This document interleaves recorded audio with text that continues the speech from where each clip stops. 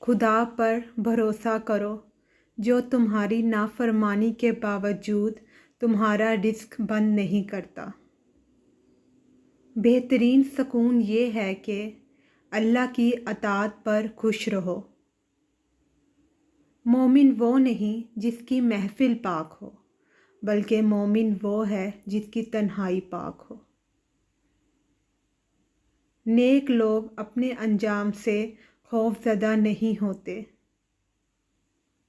جس کا مددگار اللہ کے سوا کوئی نہ ہو، خبردار اس پر ظلم نہ کرنا۔ ظالموں کے ساتھ رہنا بذات خود ایک جرم ہے۔ روزانہ کچھ وقت اپنی ماں کے ساتھ بیٹھ کر گزارا کرو، کیونکہ کل قیامت کے روز یہ وقت تمہاری مغفرت کا ذریعہ بن جائے گا۔ دولت کا بہترین مصرف یہ ہے کہ اس سے عزت و آبرو کو برقرار رکھا جائے۔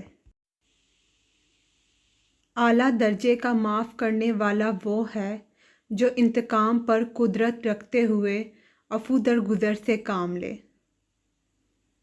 زندگی کا کوئی اعتبار نہیں، جس قدر ممکن ہو دوسروں کے کام آؤ۔ اگر تم کو خدا کی جنت دنیا میں دیکھنے کا شوق ہو تو ایک بار اپنی ماں کی گود میں سو کر دیکھنا۔ جو شخص اپنی موت میں تاخیر چاہتا ہو اور چاہتا ہو کہ اس کے رزق میں اضافہ ہو تو اسے چاہیے کہ وہ صلہ رحمی کرے۔ اگر دنیا میں تمہیں کبھی شدت سے غم ملے تو گھبرانا مت، میرے غم کو یاد کر لینا، تمہارے غموں کا وزن ہلکا ہو جائے گا۔ اگر لوگ تم سے امیدیں وابستہ رکھتے ہیں تو یہ تم پر خدا کے فضل کی دلیل ہے۔ مال یا جان کا چلا جانا نقصان نہیں، انسان کا سب سے بڑا نقصان کسی کی نظر سے گر جانا ہے۔